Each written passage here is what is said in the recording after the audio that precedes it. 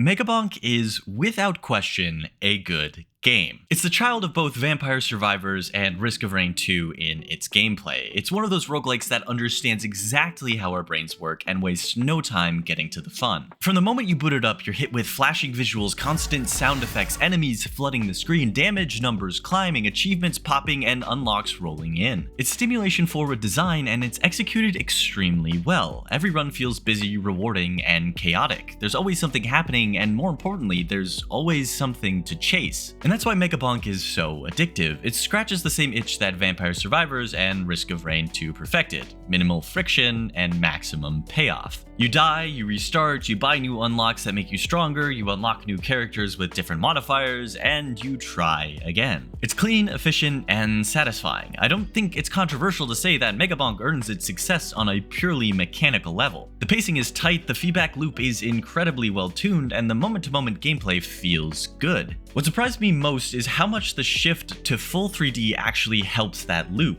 at least at first. Movement suddenly matters in a way it doesn't in most 2D games in this genre. You're constantly repositioning, circling enemies, whipping the camera around to see what's piling up behind you. Combat is largely automatic, so movement becomes your primary expression of skill. Dodging telegraphed attacks, threading through dense swarms, bunny hopping for momentum, it all feels responsive and intentional. For a while, that added layer was enough to make the familiar formula feel fresh again. And Megabonk actively encourages you to break it. Like the best runs in Vampire Survivors, the real thrill comes from watching your build spiral out of control. Auras expand until enemies can't get near you, projectiles stack, linger longer than they're supposed to, and delete enemies the moment they spawn. When the systems click, the game almost dares you to push them until they collapse under their own weight. That power fantasy is extremely compelling, and it's a big part of why the game works. I'd recommend it to anyone who thinks it looks fun. But about 10 hours in, I noticed I was already getting bored with its cocaine-based gameplay loop. It was doing everything right, grabbing my attention at every level up and every open chest, but the experience started to feel empty and exhausting. It reminded me of that feeling you get after scrolling on Instagram or Reddit for too long, that moment where you stop and think,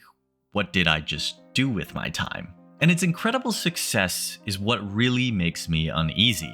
Because when I take a step back and look at Megabonk as a whole, I don't think there is a single truly novel idea in the entire game. And to be completely clear, that is not an insult to the developers. If anything, it's an acknowledgement of how well they understood the roguelike formula and executed on it. Making something this polished, playable, and successful is hard. Full stop. And I want to further clarify that the game was made by a single developer, Vedinad. And he has a lot of interesting videos on his YouTube channel describing how he made the game and the challenges that he had with it, which were very entertaining to watch. And they also gave me a greater appreciation for the game itself. He's a great YouTuber and a very talented individual, and I'll link his channel below in the description. But a lot of Megabonk's DNA is extremely familiar. The structure, the progression, the items, it all feels like it's pulled from a shared roguelike playbook. Particularly, many of the item designs feel almost directly lifted from Risk of Rain 2. When I picked up the tactical glasses, which look a lot like Lensmaker's glasses from Risk of Rain 2, I thought, okay,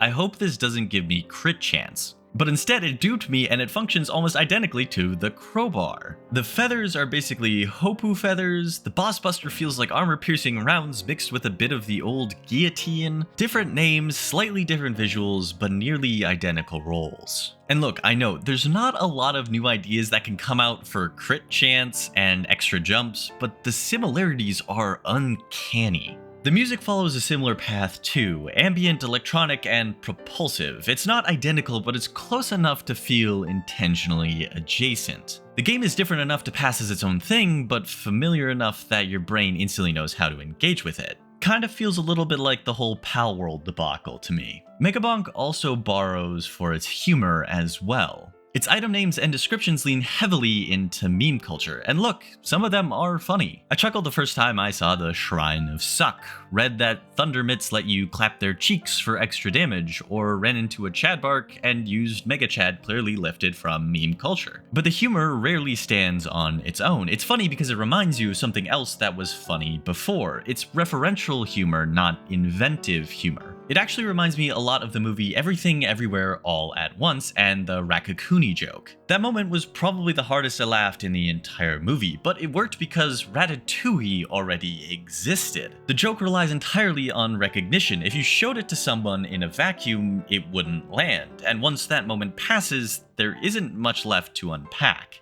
Megabonk's humor operates in the same way, and trust me, I'm going somewhere with this point. A lot of its jokes lean on innuendos and popular means to land their punchline, but that doesn't make them clever. It's low-hanging fruit. It's another crutch the game leans on to keep you engaged without asking more of itself creatively. Taken individually, none of this is a deal breaker, but taken together, it paints a picture that I find genuinely worrying. Because I think the success of Megabonk says less about innovation and more about where we're heading as gamers, not as individuals, but as a culture. Towards games that prioritize constant dopamine hits above all else, towards designs that reuse the same proven gimmicks because they work, because they sell, and because they keep us playing. In the same way TikTok and Instagram have normalized compulsive scrolling behaviors, I worry games like this could normalize similarly shallow engagement. It becomes harder to hook players with depth when constant stimulation does the job just fine. And yes, I'll admit some hypocrisy here. I love roguelikes. I've talked in past videos about how much I enjoy the dopamine hit of fast-paced progression and frequent rewards. But Megabonk feels different. It feels like it's only chasing that dopamine hit. After a few more runs, I realized I wasn't actually enjoying the core gameplay. I was enjoying mindlessly engaging, barely thinking, being constantly rewarded every few seconds, but then slowly realizing how shallow the experience felt once the novelty faded. And that's what unsettles me. I'm afraid we're heading toward the same content glut we've already seen in movies and television. A space where new ideas are risky, expensive, and hard to justify, so we keep getting slight variations of formulas we already know work. It's part of why they keep using the same actors in everything, because they know we will watch it for that reason. Unless the movie is named Christie. Now we can already hear the biggest counterpoint. Expedition 33. How can I argue that we are entering an era of uncreative gaming when something as ambitious, detailed, and thoughtful as Expedition 33 just won Game of the Year?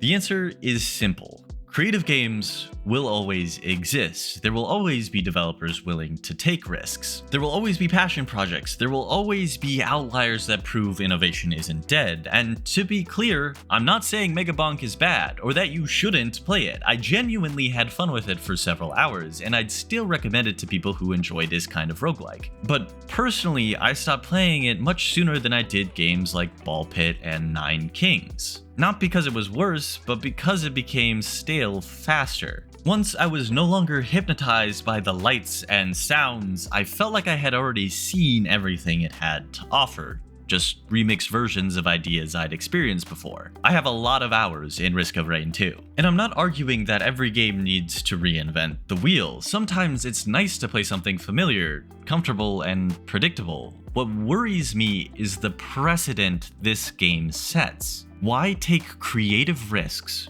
when you can profit off an old formula? It's why Ubisoft keeps making Assassin's Creed games, and it's why former Ubisoft developers had to leave that environment entirely to create something as bold as Expedition 33. For large corporations, the risk simply isn't worth it. And as more big publishers acquire smaller studios, the passion and originality that made those studios special often get repressed in the name of profitability. From a business standpoint, Megabonk is an open and closed case study. Megabonk proves that you can remix existing ideas, wrap them in dopamine-forward design, and achieve massive success. And while its success is impressive, it's also unsettling. So for me, even though I enjoyed my time with Megabonk, its success concerns me far more than it excites me. And I hope we don't reach a point where efficiency is rewarded so often that creativity simply stops being worth the risk. If you made it this far, let me know down below in the comments if you agree or disagree with my take on Megabonk and how I think it'll affect gaming. And leave a like and subscribe if you're new here, it really helps the channel. Until next time,